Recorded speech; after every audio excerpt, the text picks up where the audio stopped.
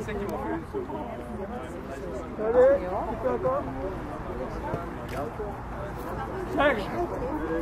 Serge Donato Di Gisi, qui sont partenaires en général du bicentenaire et spécialement du projet que nous inaugurons de l'Action Muséo aujourd'hui. Donc de nombreux partenaires pour marquer cette entrée de Genève dans la Suisse. Alors il y a eu un appel à projet, et au-delà disons de l'aspect historique, l'aspect très officiel, très solennel, nous avons beaucoup tenu à ce qu'il y ait aussi des projets très concrets, accessibles à la population, qui à la fois de manière ludique mais en même temps avec des contenus permettent de marquer cet événement, cette commémoration. Et le projet d'aujourd'hui est un exemple particulièrement, je dois dire, réussi, puisqu'il allie le sport, la culture, l'histoire, le domaine public, le plein air. Donc c'est la possibilité de découvrir de manière très concrète en courant, en marchant ou en pédalant, donc tout est possible, une série de monuments et de sites sur le territoire genevois, entre ici et la vieille ville, qui marquent des étapes importantes ou des rappels importants de cette histoire genevoise, soit de l'époque de l'adhésion de Genève à la Suisse, soit les années qui ont suivi. Et donc c'est une manière très concrète, on s'en réjouit énormément.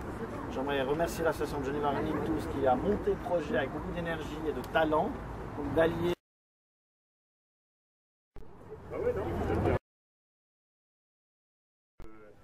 C'était le matin, à 7 h du matin, il me semble. Hein. Il y avait environ 300 personnes. 300 personnes. Il y avait deux troupes fribourgeoises et une troupe soleroise qui étaient là dans 3 grandes barques accompagnées de toute une flottille. Beaucoup d'oriflammes, des drapeaux, c'était très festif. Ils ont été accueillis ici par une foule en liesse. C'est Michel de Châteauvieux, un chef de la milice genevoise qui les a accueillis. Alors, pourquoi des fribourgeois et des solerois, vous savez? Bon, ils étaient catholiques. C'était aussi... voilà, c'était pas par hasard.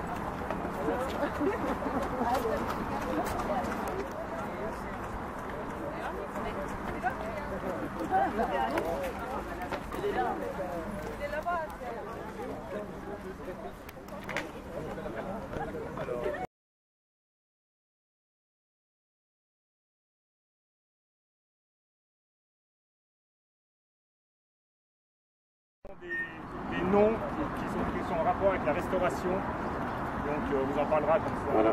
Donc bien sûr il n'y avait pas de jet d'eau au moment où les Suisses rentrent dans Genève, mais ils prennent ce chemin là et puis on va traverser les eaux vives. Donc les eaux vives, il n'y avait quasiment pas de bâtiments à cette époque. C'était une espèce de grande plaine en fait. On avait aussi rasé une partie des bâtiments parce que comme il y avait la Savoie qui était tout autour de Genève et qui menaçait d'envahir Genève, c'était une source d'infiltration. Donc hors des remparts, les remparts, je ne sais pas, c'est les remparts de la vieille ville qui vont aller, on va aller jusqu'à la porte de Rive, c'est notre prochain totem. Donc hors des remparts, il y avait un minimum comme ça de bâtiments.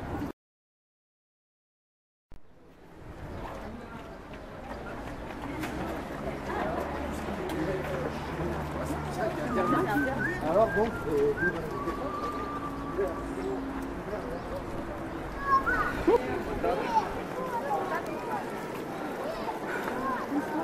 Ici c'est potable. oui, c'est potable. Ouais.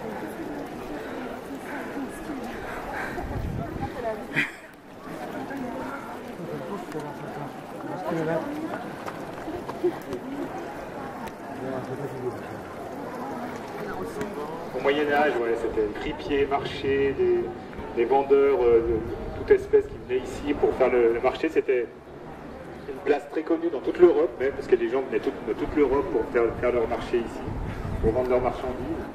Mais il y avait beaucoup de... Ça sentait très mauvais, parce qu'il y avait beaucoup de bêtes, donc la population s'en plaignait. Ils ont déplacé après le marché à Plain-Palais, au courant du Moyen-Âge. Ouais. Donc pendant la restauration, il y a eu des travaux de nivellement, la place a été nivelée.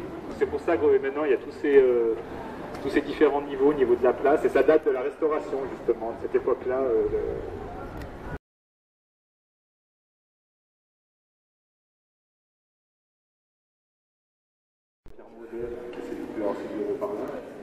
Non? Juste là? D'accord. Non, je pensais que c'est au palais, ouais, le réunion de la il y a le grand conseil, ouais. Il y a ce fameux escalier, ça c'est du sage, justement, ils ont fait des traités importants. Donc elle s'appelle l'Alabama parce qu'il y a eu le traité de l'Alabama. Là on est. Oui, c'était pendant entre les Anglais et les Américains, c'était après. Ouais, donc ça c'est.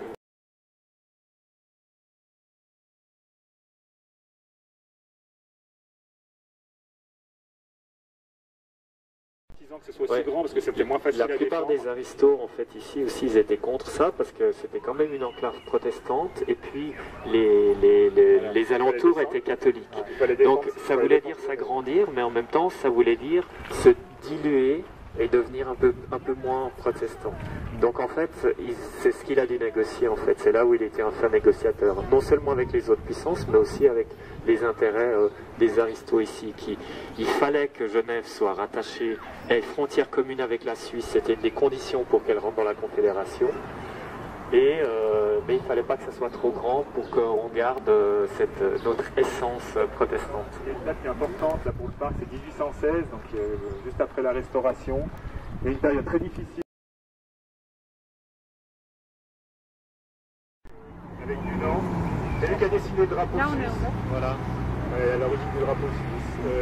C'est lui aussi qui a fait la cartographie de la Suisse, première carte cartographique. Avec le point d'origine du Pierre du Niton, du coup on lui a donné aussi le plus haut. Voilà. Oui. Avant tout, la première chose qu'il y a eu, c'était un hôpital, justement. Il y a eu... Et donc le problème qu'il y avait à l'époque, c'est que tout ce qui était alcool, fête, alcool et fêtes et autres, forcément un jeu de cartes était interdit. Donc ils avaient créé des clubs clandestins. Et donc ces militaires de l'époque, les vieux grenadiers, avaient créé cette confrérie, ils étaient 14 à la base.